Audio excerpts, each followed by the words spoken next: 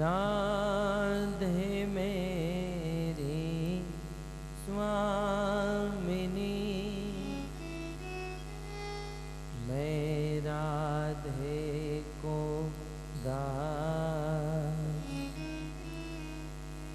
जन्म जन्म मोह दीजियो, श्री वृंदावन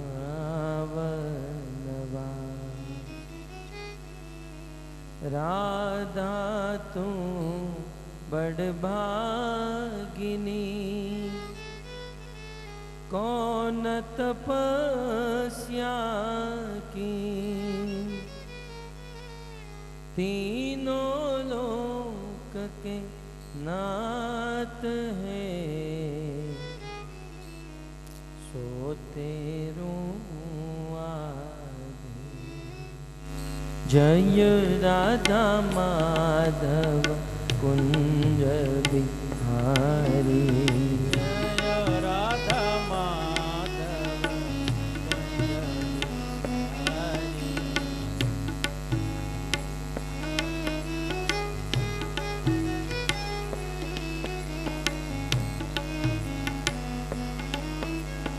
जय राधा माधव कुंज बिहारी, जय राधा माधव कुंज बिहारी।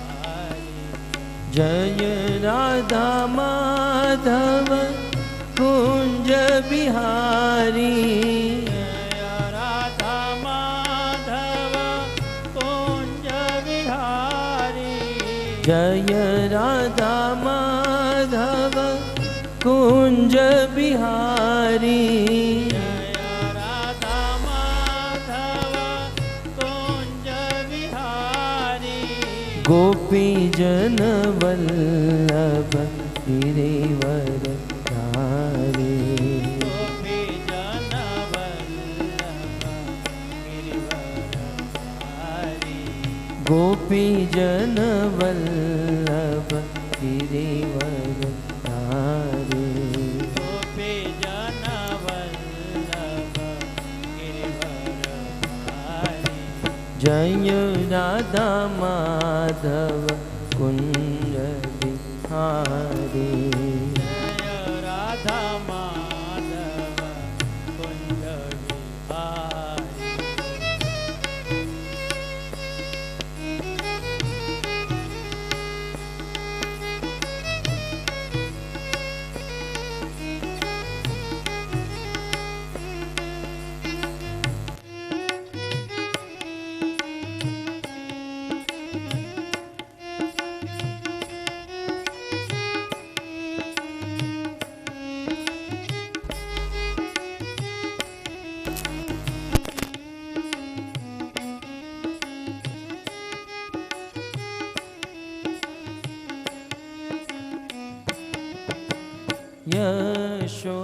यशोदानंदन व्रज जन रंजन,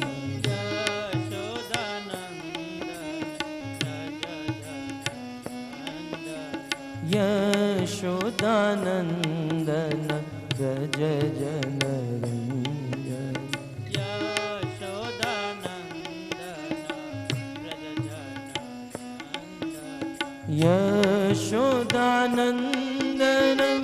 व्रज जन रंजन, यशोदानंदन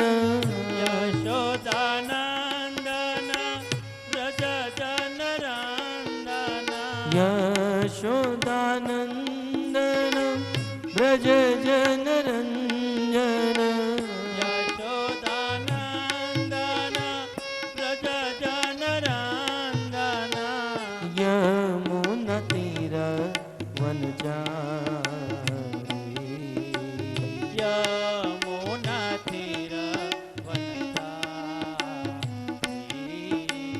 यमुना तीर वनचारी, यमुना तीर वनचारी। जय राधा माधव कुंज बिहारी, जय राधा माधव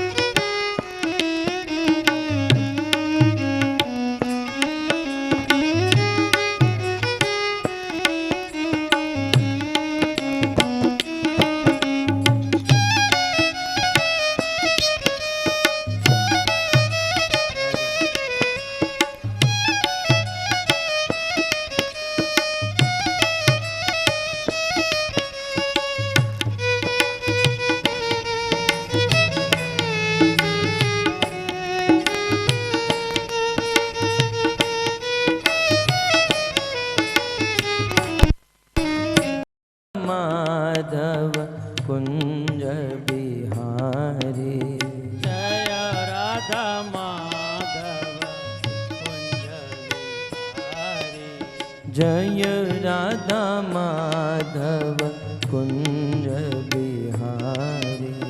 जय राधा माधव कुंज बिहारी। भज गोविंद गोविंद गोपाला। गोविंद गोपाला।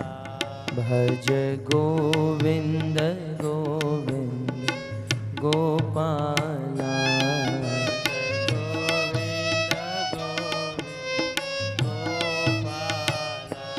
भज मुरली मनोहर नंदलाला। भज मुरली मनोहर नंदलाला।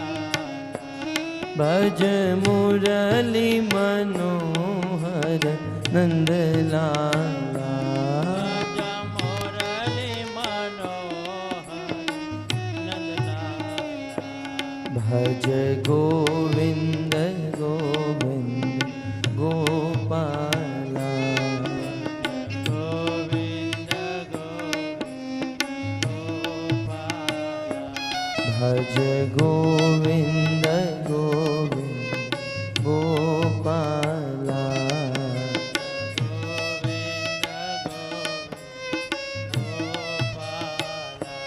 भज मुरली मनोहर नंदलाला। भज मुरली मनोहर नंदलाला। भज मुरली मनोहर नंदलाला। भज मुरली मनोहर नंदलाला।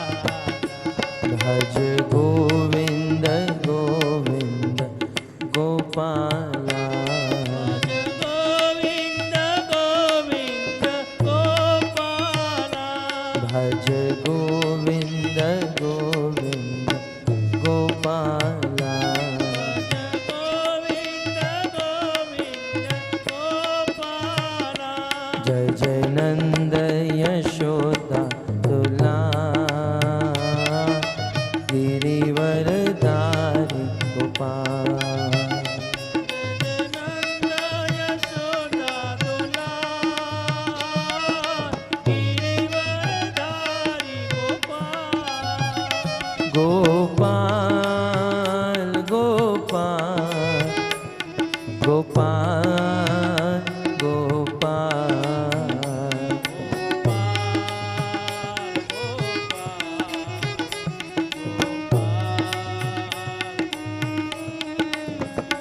गोपाल गोपाल गोपाल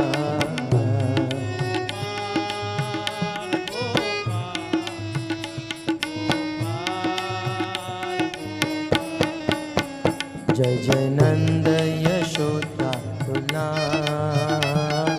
गिरिवरधारी गोपाल।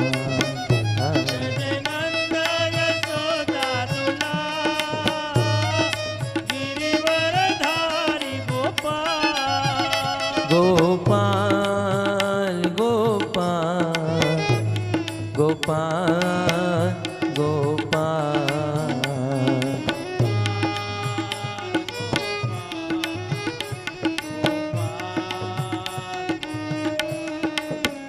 गोपाल गोपाल गोपाल गोपाल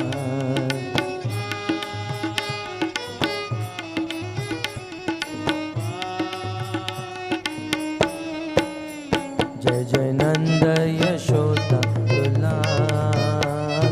गिरिवरधारी गोपाल। जय नंद यशोदा दुला। गाइए प्रेम से। गिरिवरधारी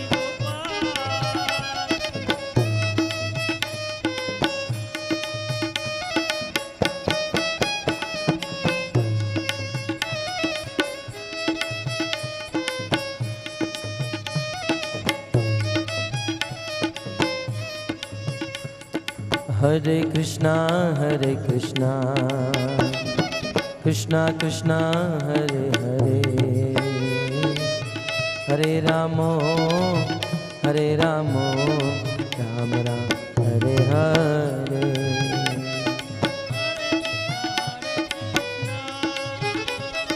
कृष्णा कृष्णा हरे हरे। हरे रामो राम राम हरे हरे। हरे कृष्णा कृष्ण कृष्ण हरे हरे। हरे रामो राम राम हरे हरे। गाइए, प्रेम से गाइए भगवान का पवित्र नाम। हरे रामो राम राम हरे हरे। हरे कृष्णा कृष्ण कृष्ण हरे हरे। हरे रामो राम राम हरे हरे।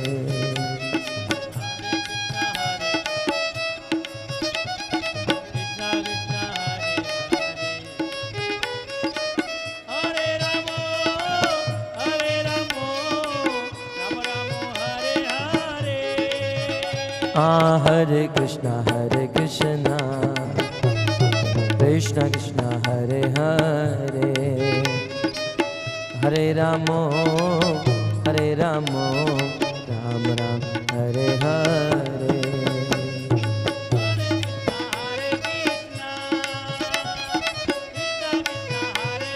गाइए, प्रेम से गाइए।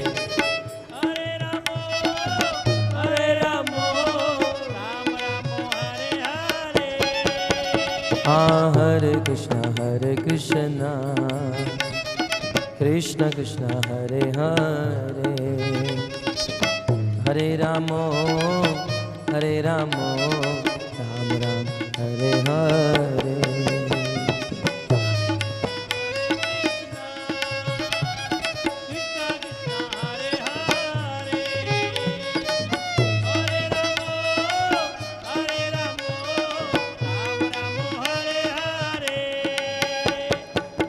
नाम महाधन है अपनो, नहीं दूसरी संपत्ति और कमानी। नाम महाधन है अपनो, नहीं दूसरी संपत्ति और कमानी। छोड़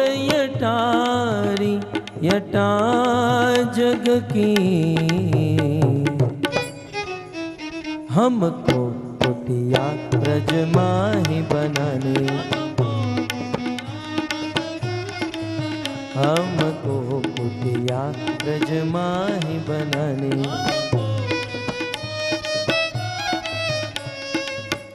टूक मिले रसिकों की सदा,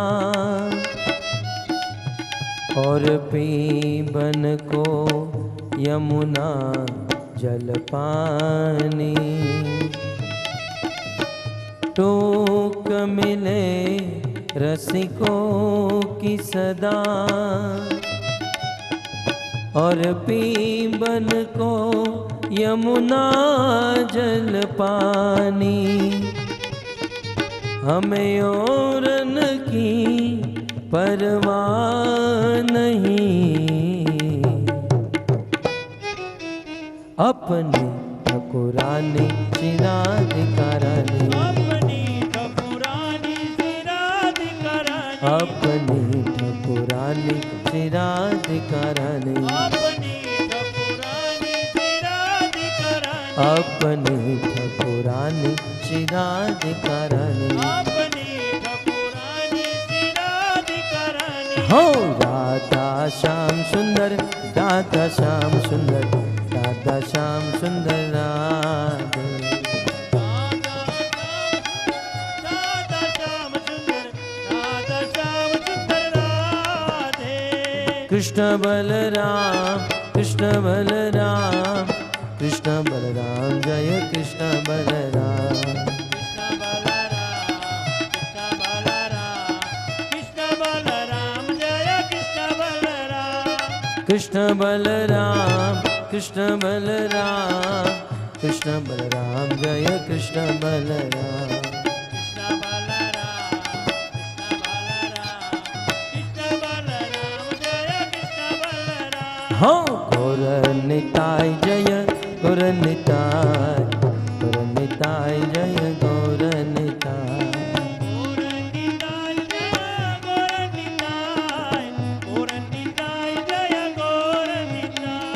गौर निताय जय गौर निताय जय गौर निताय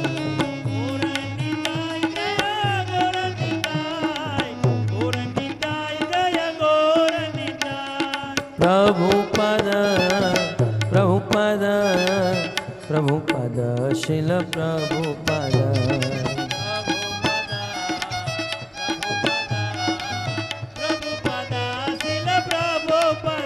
जय प्रभुपद प्रभुपद प्रभुपद शिल प्रभुपद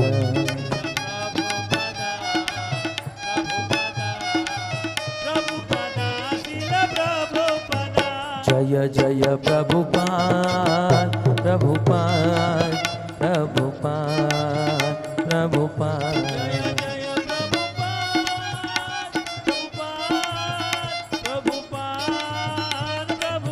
नित्य गौर हरि बोल हरि बोल हरि बोल हरि बोल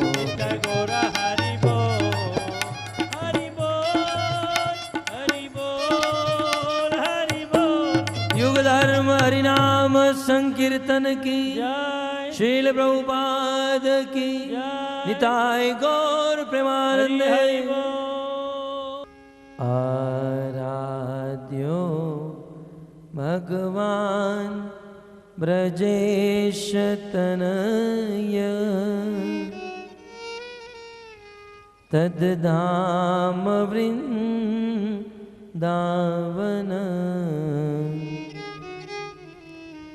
रम्या काचिदुपासना ब्रजबधू वर्गेण या कल्पिता श्रीमद्भागवतं प्रमाणममलम्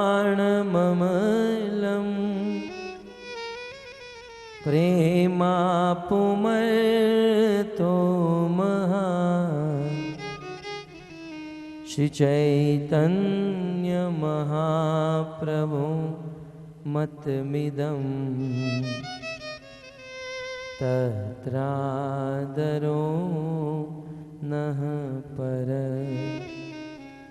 श्रीचैतन्य महाप्रभु मतमिदं तत्रादरो नः पर वंशी विभो शितकरा नवनीरदाभा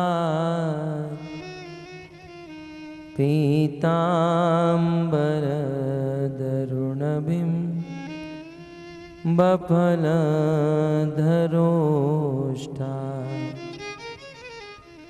पूर्णेन्दुसुन्दरमुखा अरविन्दनेत्रा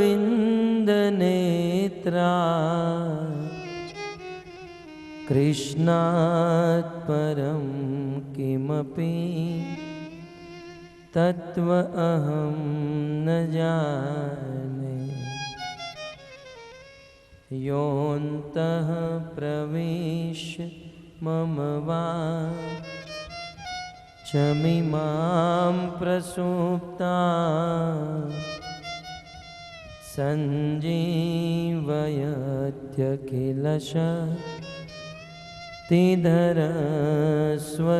सञ्जीवयत्यखिलशक्तिधरस्वधाम्ना अन्यांश्च हस्तचरण श्रवणत्वगादि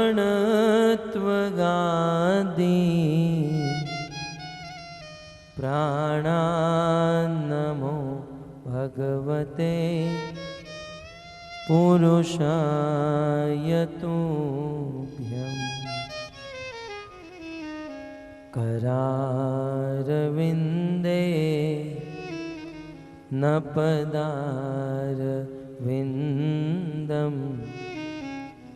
मुखारविन्दे विनिवेशयन्तम्। वटस्य पत्रस्य पुटे शयानं बालं मुकुन्दं मनसा स्मरामि। श्रीकृष्ण गोविन्द हरे मुरारे, हे नाथ नारायण वासुदेव। जिह्वे पिबत्स्वामृत में तदेव। गोविंद दामोदर माधवेति।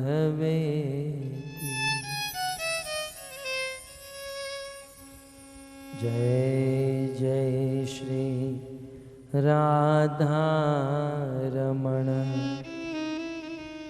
जय जय नवल किशोर। जय गोपी चित चोर प्रभु, जय जय माखन चोर। श्री कृष्णचंद्र भगवान की, श्रील प्रभुपाद की। परम सौभाग्य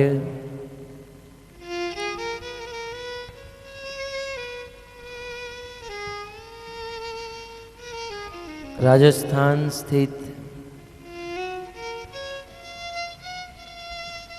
इस सिरोही की धन्य धरा पर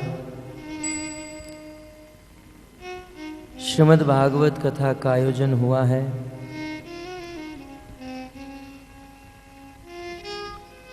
और यह आयोजन धर्म रक्षक संघ के द्वारा हुआ है।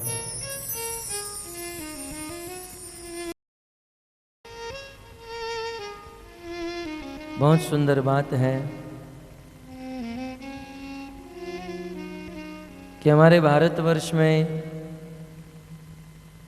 अनेकों संस्थाएं हैं, अनेकों ट्रस्ट हैं, परंतु इस राजस्थान के, मुंबई के कुछ जवान मिलकर एक नया संघ प्रारंभ किए हैं।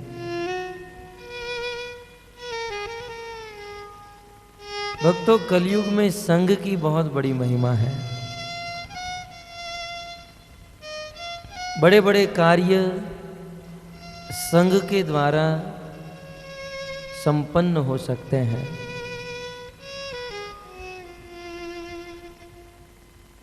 करभाजन ऋषि ने भागवत के अंत में कलयुग के विषय में बताते हुए कहा, कृष्ण वर्ण त्विषा कृष्णम सांगोपांगा स्त्रपार्षदम यज्ञे संकीर्तन प्राये यजन्ति ही सुमेधस। कलयुग में भगवान का अवतार चैतन्य महाप्रभु के रूप में हुआ है। अन्य अन्य युगों में भगवान के अन्य अवतार हैं और उनके अन्य वर्ण हैं। सतयुग में भगवान श्वेत वर्ण के होते हैं जिनका नाम है हंस।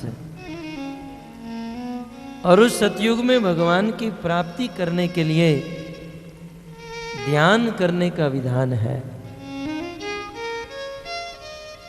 त्रेता युग में भगवान का वर्ण है रक्त।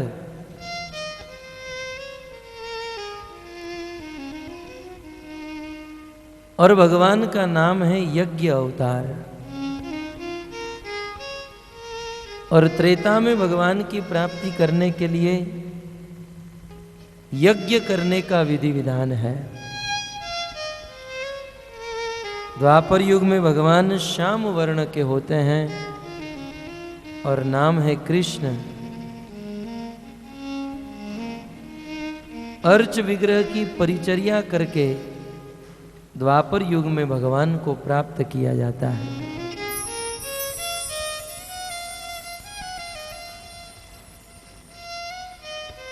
परंतु कलयुग में कृष्ण वर्ण त्विषा अकृष्णम। करभाजन ऋषि जो भगवान ऋषभदेव के पुत्र हैं,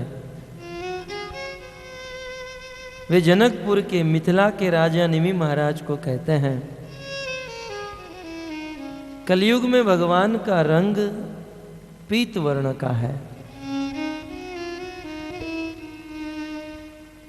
और उस भगवान का नाम है चैतन्य महाप्रभु।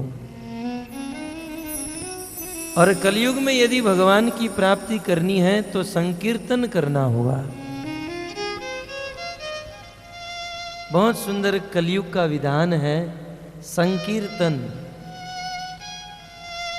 कीर्तन का अर्थ तो आप सब लोग जानते हैं, भगवान की कीर्ति का गान करना, इसे कीर्तन कहते हैं। भगवान के गुणगान करना, भगवान का नाम लेना, इसे कीर्तन कहते हैं। परंतु 2-5 लोग मिलकर जब ये कार्य करते हैं तब इसे संकीर्तन कहा जाता है। संग में बैठकर कीर्तन करना। कलयुग का विधान बताते हुए कहते हैं, कलयुग में यदि अपने लक्ष्य को प्राप्त करना है, यहां तक भगवान को प्रसन्न करना है या भगवान को प्राप्त करना है तो संग करना होगा। संग में बैठकर कीर्तन करना होगा।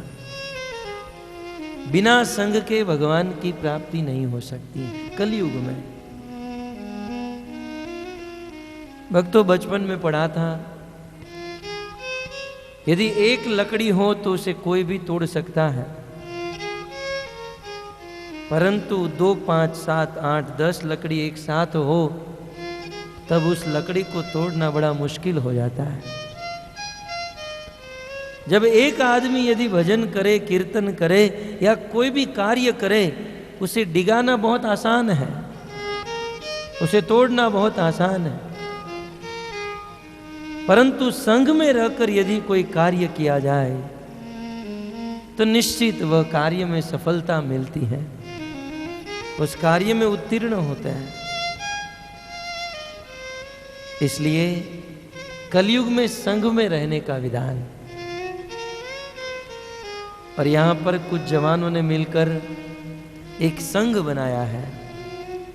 मैंने सुना है कुछ दिन पहले ये संघ रजिस्टर्ड हो चुका, दिल्ली से ही हुआ ना। परंतु जब मैं यहां पर आया और मैंने पढ़ा कि इन जवानों ने इस संघ का नाम रखा है धर्म रक्षक संघ। बहुत सुंदर नाम। और इस संघ का सूत्र दिया धर्म, क्या है सूत्र? धर्म रक्षति रक्षत। बहुत सुंदर ये सूत्र है, शास्त्र की ये बात है।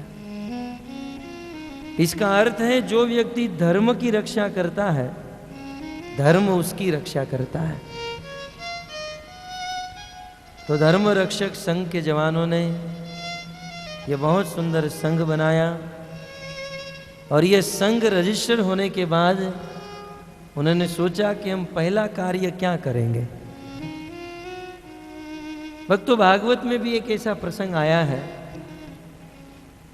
नैमिषारण्य में 88,000 ऋषि मुनि बैठे हैं और उनमें से प्रधान है श्री शौनक ऋषि।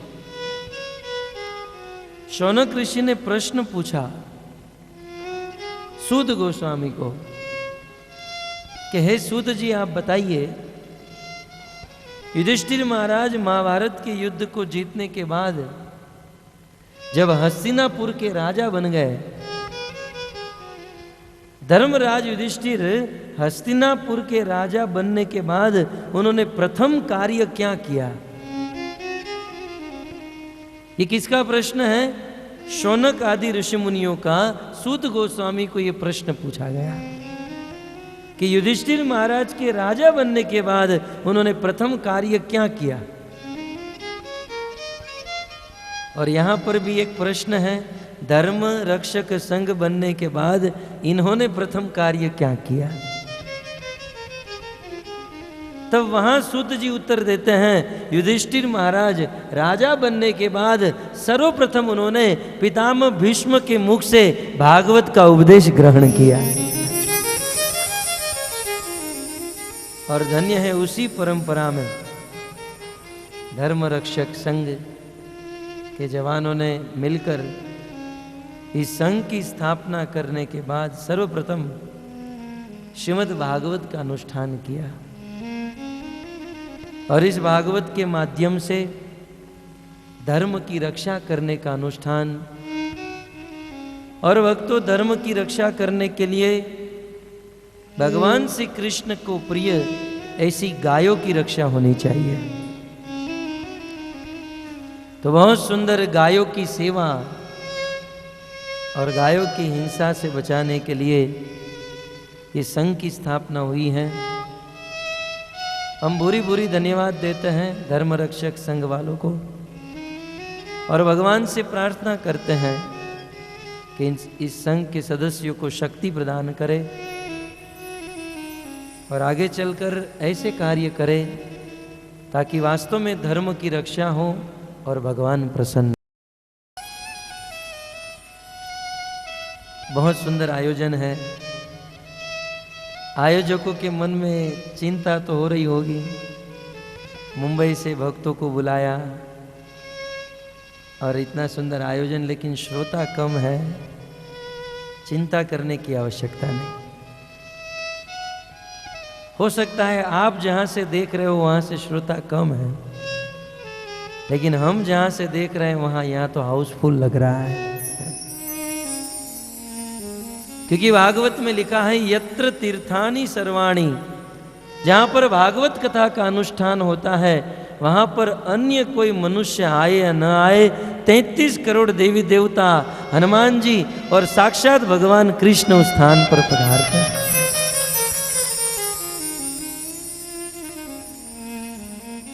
तो अनेकों दृष्ट अदृष्ट देवी देवता इत्यादि समस्त गण इस भागवत कथा में पधारे हैं। तो आप सभी भक्तों का हम हार्दिक स्वागत धन्यवाद करते हैं। और यहाँ पर कथा कहने में हमें भी प्रसन्नता हो रही है, क्योंकि वैसे तो हमारा जन्म हुआ गुजरात में, परवरिश हुई मुंबई में, परंतु हो ना हो राजस्थानियों के साथ और मारवाड़ियों के साथ हमारा बहुत लेना देना है।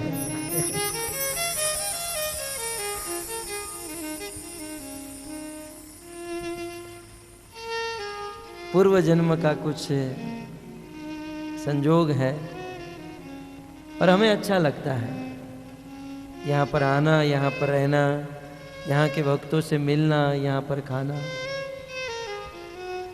और विशेष प्रसन्नता इस बात की है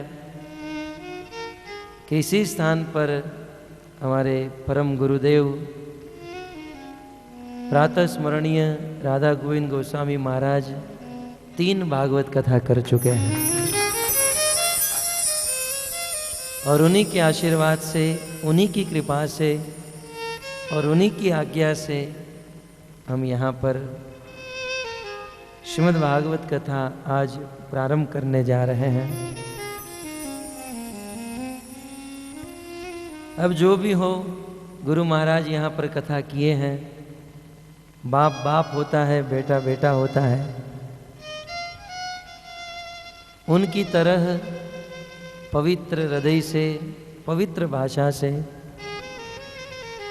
हम यहाँ भागवत कथा नहीं कर सकते, परंतु प्रयास करेंगे उनके आशीर्वाद से, उनकी कृपा से हम आपके समक्ष कुछ प्रस्तुत करें।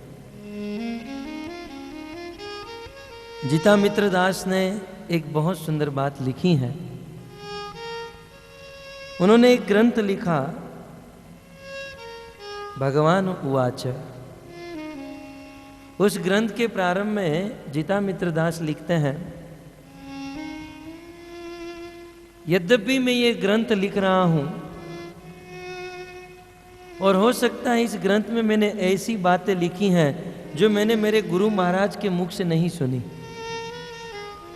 और ऐसा भी हो सकता है कि इस ग्रंथ में मैंने जो लिखा है मेरे गुरु महाराज इस बात के बारे में न जानते हो। लेकिन इसका अर्थ ये नहीं है कि मुझ पर गुरु महाराज की कृपा नहीं है। आज मैंने मेरे गुरु महाराज से कुछ अधिक लिखा है। इसके पीछे एक रहस्य है, कारण है। उन्होंने एक बहुत सुंदर न्याय बताया। जैसे बाप और बेटा, 5 साल का लड़का है और 30 साल का बाप है, ये दोनों रास्ते से जा रहे हैं। यदि दोनों को पूछा जाए आपको कितना दूर दिख रहा है, तो सीधी बात है, पिता का कद बहुत लंबा है, बड़े हैं, इसलिए उनकी दृष्टि बहुत दूर तक होती है, और बेटा छोटा है इसलिए उनकी दृष्टि दूर तक नहीं, बहुत निकट की दृष्टि है। जो पिता बाप है वो दूर तक देख सकता है, बेटा जो है दूर तक नहीं देख सकता। ये सत्य बात है। परंतु विचार करो, यदि वह बाप अपने बेटे को कंधे पर बिठा दे तो वह बेटा अपने बाप से भी ज्यादा देख सकता है, अपने बाप से भी दूर देख सकता है। लेकिन इसका अर्थ ये नहीं है कि बेटा बाप से आगे निकल गया। बेटा कुछ दूर तक देख रहा है तो वो उनके बाप की कृपा है, उनके पिता की कृपा है, क्योंकि उन्होंने अपने कंधे पर बिठाया। तो जो कुछ भी बोलेंगे, कहेंगे, सुनेंगे, सुनाएंगे, हमारे वास्तविक पिता गुरु महाराज राधा गोविंद गोस्वामी महाराज की ही कृपा है। उन्हीं के शब्द हैं जो आपके सामने हम दोहराने जा रहे हैं। आइए प्रारंभ करते हैं। भगवान को प्रणाम करते हुए सभी भक्त दोनों हाथ जोड़कर आंखें बंद करते हुए मेरे पीछे मेरे बात। नमो भगवते वासुदेवाय।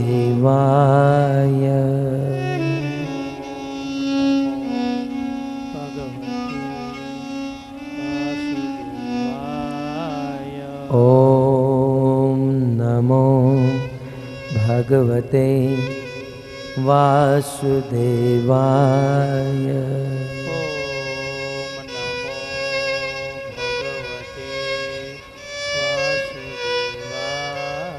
ओम नमो भगवते वासुदेवाय।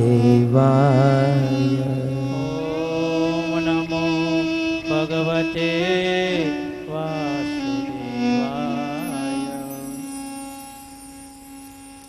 हरे कृष्ण।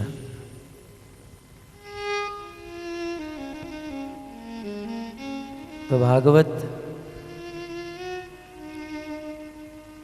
जो साक्षात भगवान का स्वरूप है,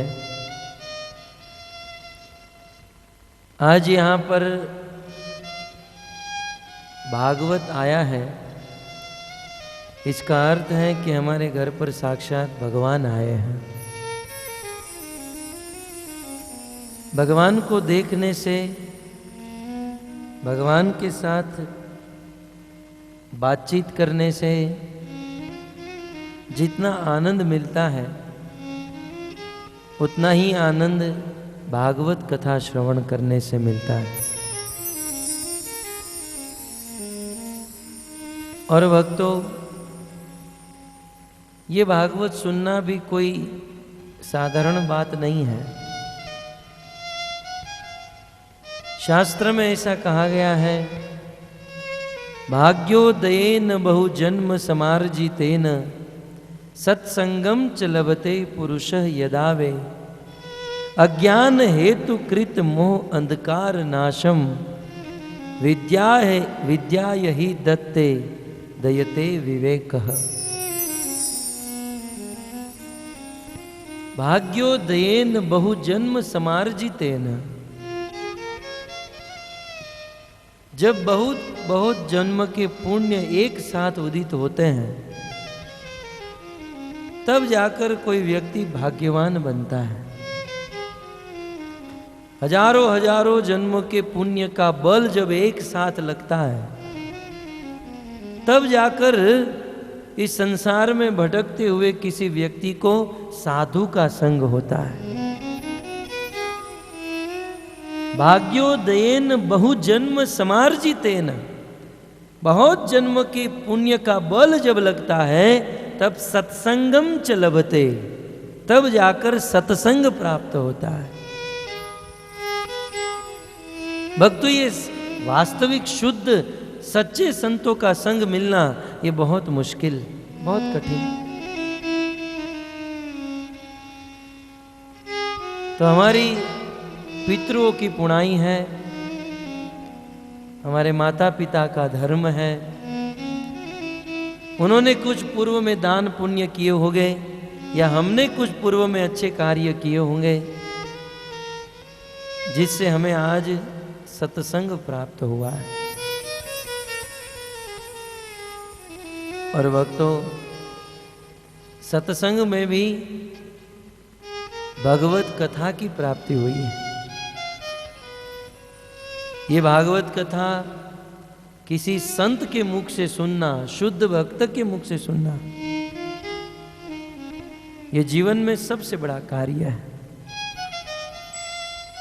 वैसे तो संसार में अनेकों प्रकार की भागवत होती रहती, अनेकों भागवत होती है, टीवियों में, केबल में और स्थान स्थान पर। परंतु पद्म पुराण में वेदव्यास मुनि लिखते हैं, सर्प उच्चिष्ट यथा पय। भागवत भी सुनना है तो किसी शुद्ध भक्त के मुख से सुनना चाहिए।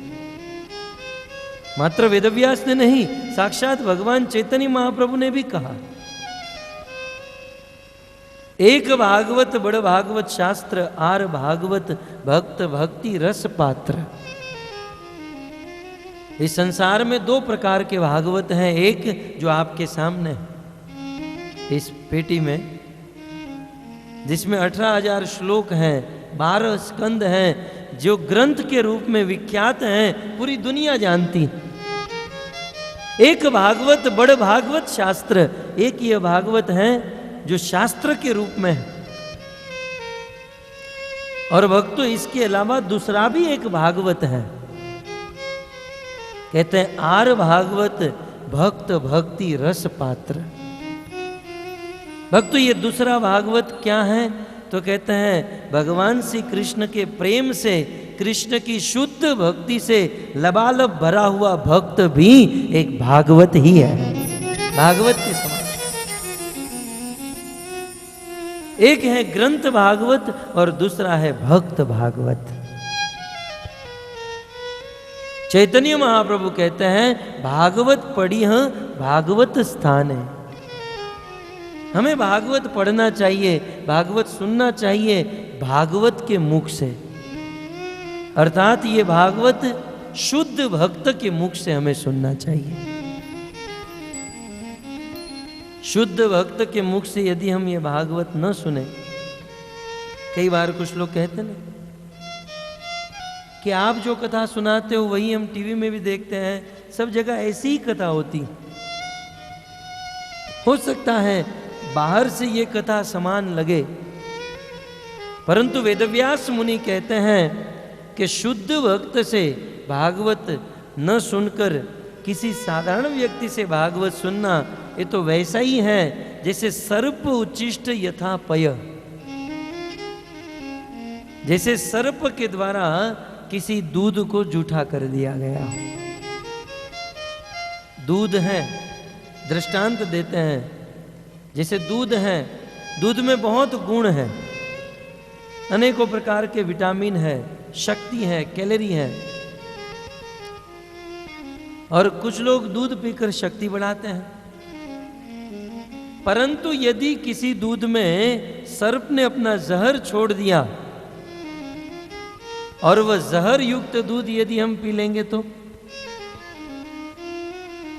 यद्यपि दूध गुणवान है, शक्तिमान है, परंतु जिस दूध को सर्प स्पर्श कर लिया उस दूध को पीकर पतन हो सकता है, मृत्यु हो सकती है। वैसे ही हो सकता है ये भागवत में बल है, शक्ति है, भक्ति है, परंतु इस यह भागवत को यदि किसी अभक्त के मुख से सुनेंगे, भक्त के मुख से न सुनकर किसी साधारण व्यक्ति से सुनेंगे, तो उस विष युक्त दूध के समान हमारी हालत हो जाएगी। जिस भागवत से भाव, प्रेम और भक्ति मिलनी चाहिए, उसी भागवत से हमारा पतन हो जाएगा, यदि भागवत सुनाने वाला शुद्ध नहीं है तो, भागवत सुनाने वाला भक्त नहीं है तो। अतः ये भागवत जो है किसी भक्त के मुख से सुनना चाहिए, क्योंकि भागवत सुनाने का अधिकार मात्र भक्त को है। कई बार संसार में लोग चर्चा करते हैं, प्राय ब्राह्मणों को यह अभिमान होता है कि भागवत जो है मात्र ब्राह्मण ही बोल सकते हैं, इस भागवत के ऊपर, इस शास्त्र के ऊपर मात्र ब्राह्मणों का अधिकार है। ऐसा नहीं, भागवत के ऊपर भक्त का अधिकार है। इसलिए भागवत के प्रारंभ में ही वेदव्यास मुनि ने कहा, धर्म प्रोजित कैतवोत परमो निर्मत्सराणाम सताम। धर्म प्रोजित कैतव, इस भागवत में किसी भी प्रकार का दोष नहीं, कपट नहीं, इसलिए ये भागवत जो है निर्मत्सराणाम, जिसमें मत्सर नहीं है, जिसमें दोष नहीं है, ऐसे भक्त ही इस भागवत को समझ सकते हैं। और भगवत गीता में भी कृष्ण कहते हैं, भक्त्या माम अभिजानाति। ये अर्जुन, मुझे जानना बहुत मुश्किल है, क्योंकि नाहम प्रकाश सर्वस्य, क्योंकि दुनिया के लोग मुझे आसानी से जान नहीं सकते, परंतु यदि कोई मेरी भक्ति करे तो भक्त्या माम, भक्ति से मुझे जान सकता है। तो भक्तों, श्रीमद् भागवत को वही व्यक्ति जान सकता है जो भगवान का भक्त है। जब भगवान कृष्ण भगवत गीता का ज्ञान अर्जुन को दे रहे थे, तब मानो अर्जुन ने पूछा, कृष्ण ये गीता का ज्ञान आप मुझे ही क्यों दे रहे हैं? कारण क्या है? क्योंकि यदि आपके मन में ऐसा हो कि ये गीता के ज्ञान की अर्जुन को बहुत जरूरत है, तो प्रभु मुझसे ज्यादा तो दुर्योधन को जरूरत है। और यदि आप यह समझकर मुझे गीता का ज्ञान दे रहे हो कि अर्जुन राजा पांडु का पुत्र है, तो मैं एक नहीं, हम तो 5 भाई हैं, आप बड़े भाई युधिष्ठिर महाराज को ये गीता का ज्ञान दे सकते हो। अर्जुन ने जिज्ञासा की, कृष्ण आप ये गीता का ज्ञान मुझे ही क्यों दे रहे हैं? तब भगवान कृष्ण ने कहा, अर्जुन, क्योंकि तुम में पात्रता है। ये गीता और भागवत का ज्ञान बिना पात्रता के टिकता नहीं है। कई बार कुछ लोग कहते हैं हम भागवत तो सुनते हैं लेकिन याद नहीं रहता है। अब जब याद ही नहीं रहता तो जीवन में उतारने की बात कहाँ आएगी? भागवत सुनते ही याद नहीं रहता। याद कब रहेगा? जब अपने आप को योग्य पात्र बनाओगे। इस भागवत के ज्ञान को कौन धारण करके रख सकता है? जिसके अंदर पात्रता है। बिना पात्रता के किसी वस्तु को धारण नहीं किया जा सकता। कोई दूध वाला दूध बेचने निकला है और कहे दूध ले लो, दूध ले लो, और यदि कहने लगे मुफ्त में ले लो, और कोई आदमी पहुंच जाए मुझे दूध दे दो, कहां दो? बोले जेब में दे दो। दूध देने वाला दूध दे तो रहा है, परंतु उस दूध को टिकाने के लिए पात्र चाहिए। जब इस साधारण स्थूल भौतिक दूध को टिकाने के लिए पात्रता चाहिए, तो गीता और भागवत के ज्ञान को टिकाने के लिए क्या पात्रता की आवश्यकता नहीं? अवश्य पात्र होना चाहिए। भगवान कृष्ण ने कहा, अर्जुन, क्योंकि तुम इस ज्ञान को ग्रहण करने के लिए पात्र हो, तुम्हारे अंदर पात्रता है। अर्जुन ने कहा, बताओ कौन सी पात्रता है, मेरे में कौन सी योग्यता है? भगवान कृष्ण ने कहा, दो मुख्य योग्यता है। भक्तो सी में सखा चेती रहस्यम एत उत्तमम। ये अर्जुन, तुम्हारे अंदर प्रथम पात्रता यह है कि तुम मेरे भक्त हो, भक्त असी। और दूसरी पात्रता सखा असी, तुम मेरे सखा हो। इस संसार में गीता और भागवत का ज्ञान वही व्यक्ति अपने हृदय में टिका सकता है जो भगवान का भक्त है और भगवान के साथ संबंध रखता है। ये दोनों चीज होनी चाहिए।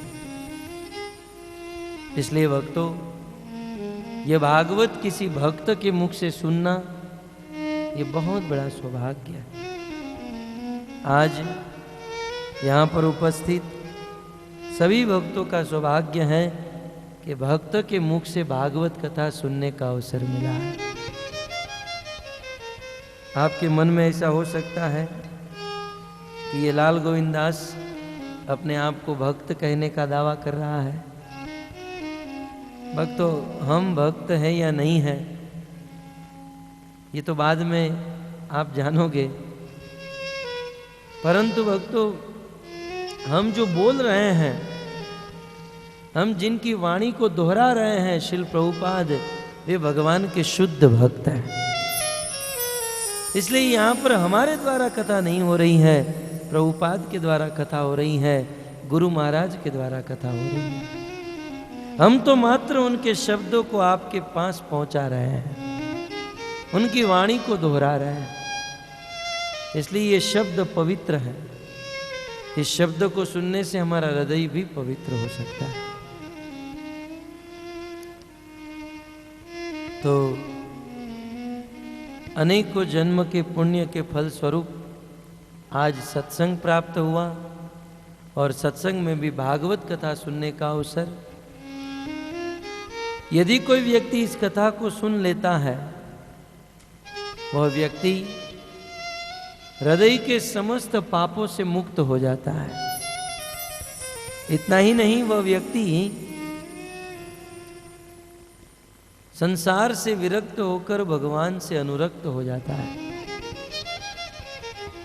इसलिए जब 88,000 ऋषि मुनियों ने पूछा कि हे सूत गोस्वामी, आप हमें ऐसी कथा सुनाइए जिससे हमारे हृदय में भक्ति, ज्ञान और वैराग्य का वर्धन हो। ऐसी कथा सुनाइए जिससे संसार के सभी दुखों से मुक्त हो जाए। आप ऐसी कथा सुनाइए। तब श्री सूत गोस्वामी कहते हैं, भक्ति प्रकट करने के लिए, ज्ञान और वैराग्य प्राप्त करने के लिए, जीवन में सुखी होने के लिए इस संसार में एक ही कथा है और वह है श्रीमद् भागवत कथा। भागवत कथा को सुनकर ये सभी लाभ प्राप्त हो सकते हैं। श्री वेदव्यास मुनि इस भागवत कथा के प्रारंभ में भागवत की महिमा बताते हैं। क्योंकि भक्तों, आज से हम 7 दिन तक भागवत कथा सुनेंगे। इस भागवत कथा में जब तक विश्वास न हो तब तक इसका पूरा पूरा फल नहीं मिलता है। और इस भागवत में विश्वास और श्रद्धा कब होगी? न तथा श्रद्धया लोके, ऐसा कहा गया है। किसी विषय वस्तु के प्रति तब तक श्रद्धा उत्पन्न नहीं होती है जब तक उस विषय वस्तु की महिमा को नहीं जानते। जब तक भागवत जी की महिमा नहीं जानेंगे तब तक भागवत के प्रति श्रद्धा उत्पन्न नहीं होगी। इसलिए भागवत के प्रति श्रद्धा उत्पन्न कराने के लिए भागवत की महिमा बताते हैं। आइए हम भी संक्षिप्त में इस प्रथम सत्र में भागवत जी की महिमा को सुनेंगे। श्रीमद् भागवत की महिमा बताते हुए प्रथम इतिहास सुनाते हैं। परीक्षिते कथा वक्तुम सभाया संस्थिते मुने सुधा कुंभ गृहीत्येव देवा तत्र समागता। शुद्ध गोस्वामी कहते हैं, परीक्षिते कथा वक्तुम, भागवत की महिमा का प्रथम इतिहास। आप सब जानते हैं महाराज परीक्षित को शाप लगा, 7 दिन में उनको मरना था। तो वे सब कुछ छोड़कर भागीरथी गंगा के तट पर चले गए। और उस समय सुखदेव गोस्वामी आए, 7 दिन तक भागवत कथा श्रवण करने का संकल्प ले लिया। और जैसे ही सुखदेव जी महाराज परीक्षित को भागवत सुनाने लगे, उसी समय सुधा कुंभ गृहीत्येव देवा तत्र समागतन, उसी समय ही स्वर्ग में रहने वाले समस्त देवता अपने हाथ में स्वर्ग का अमृत लेकर आए। बहुत सुंदर अमृत का घड़ा लेकर अपने हाथों में लेकर वे सुखदेव गोस्वामी के पास आए और निवेदन करने लगे। सूत जी कहते हैं, ये देवता जो हैं अपना काम संपन्न करने में बड़े स्वार्थी हैं। यह देवता दोनों हाथ में अमृत कलश लेकर सुखदेव जी को देने लगे और कहने लगे, हे सुखदेव जी महाराज, हम स्वर्ग से अमृत लेकर आए हैं, आप ये स्वर्ग का अमृत रख लो, खुद पीना है खुद पियो, परीक्षित को पिलाना है तो उनको पिलाओ, आपको जो करना है करो। आप ये स्वर्ग का अमृत रख लो और इस स्वर्ग के अमृत के बदले आप हमें कथा अमृत का पान कराओ। भक्तों, यदि देवताओं ने सीधा सीधा कह दिया होता कि सुखदेव जी हमें कथा अमृत का पान करना है, इस सभा में बैठने की आज्ञा दीजिए, तो सुखदेव जी उसे तुरंत बिठा देते। परंतु देवतागण सुखदेव जी के साथ सौदा करने आए, एक बिजनेस करने आ गए। कभी कभी बिजनेस करते करते करते बुद्धि भी बिजनेस वाली हो जाती, बिजनेस माइंड बन जाते हैं। कथा वक्ता से भी सौदा करते हैं कि आप हमारे वहां कथा करने के कितना पैसा लोगे। भक्तों, इस भागवत को पैसों से खरीदा नहीं जा सकता है। भागवत को पैसे से प्राप्त नहीं किया जा सकता, भागवत को प्रेम से, भाव से और श्रद्धा से प्राप्त किया जा सकता है। ये भागवत खरीदने वाला ग्रंथ नहीं है, खरीदा नहीं जा सकता। ये